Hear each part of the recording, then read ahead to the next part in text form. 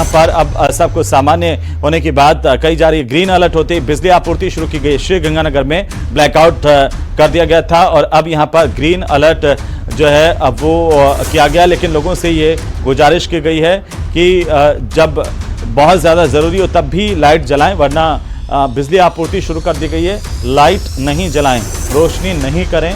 और हालांकि ये भी श्रीगंगानगर पुलिस की तरफ से, प्रशासन की तरफ से साफ किया गया है कि अब ग्रीन सिग्नल है और ग्रीन सिग्नल में सब कुछ सामान्य होने की बात कही गई है। नागरिकों से किसी तरह के घबराने की ज़रूरत नहीं है, क्योंकि भारत की सेनाएं लगातार सीमा पर सतर्क है, चौकस है और किसी भी तरह के पाकिस्तान के हमले का जो है मुंहतोड़ जवाब देने में सेना जो है वो सक्षम है। अब हालांकि जो इस वक्त की सबसे बड़ी खबर है वो श्रीगंगानगर के इलाके से इस वक्त आ रही है और ये जानकारी मिल रही है कि श्रीगंगानगर में अब ग्रीन अलर्ट हो गया है और यहाँ पर सब कुछ सही है। ये नागरिकों को बताया गया है। साथ ही प्रशासन की ओर से ये अपील की गई है कि ज़रूरत पड़ने पर ही लाइट जलाएं, रोशनी ज़रूरत पड़ने पर ही करें, वरना लाइट बंद रखें। हालांकि पूरे इलाके में अब बिजली की आपूर्ति शुरू हो गई है। ग्रीन अलर्ट होते ही बिजली आपूर्ति को सुचारू कर दिया गया है।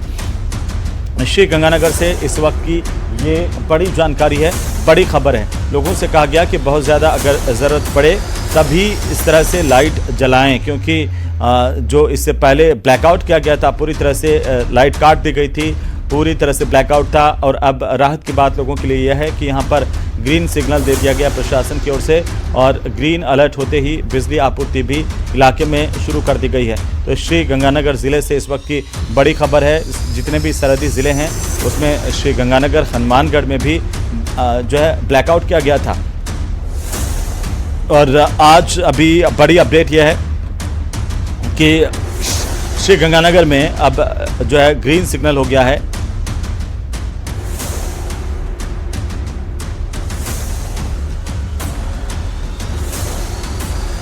और इसी बीच हमारे साथ में रक्षा विशेषज्ञ गौरी शंकर साहब जुड़ चुके हैं। गौरी शंकर जी, देखिए एमईए की तरफ से भी ये पूरी दुनिया को बता दिया गया कि कैसे पाकिस्तान ने यहाँ पर सीज फायर का उल्लंघन किया है।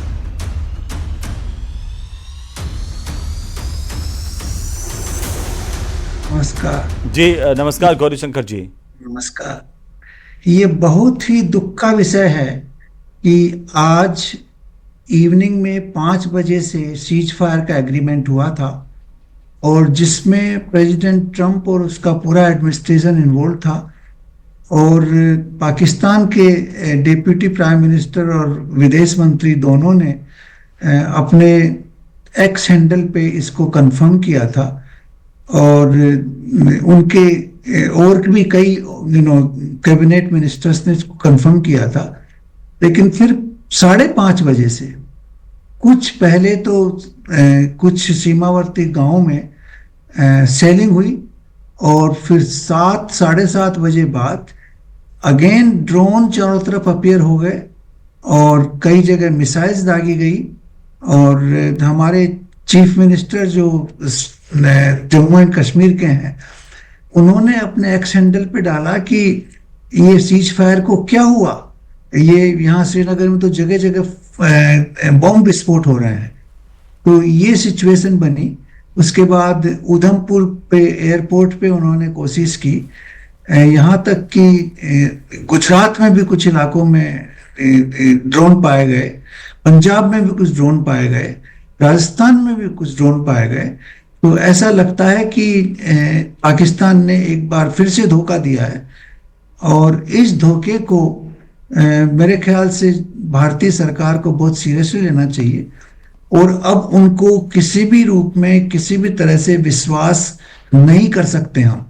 ये बड़ा क्लियर हो गया है। ये अमेरिका को भी हमें बोल देना चाहिए कि अब पाकिस्तान विश्वास करने योग्य नहीं है बिल्कुल भी, और उसमें अमेरिका को भी भारत का साथ देना चाहिए कि अब पूरी तरह से उनका जो इंफ्रास्ट्रक्चर है आतंकवाद का उसको पूरी तरह से तबाह किया जाए। गौरी शंकर साहब, देखिए पूर्व राजनीति के तौर पर जो विदेशों के साथ, दूसरे देशों के साथ जो भारत के संपर्क है उनको आप बखूबी जानते हैं। क्या अमेरिका से कोई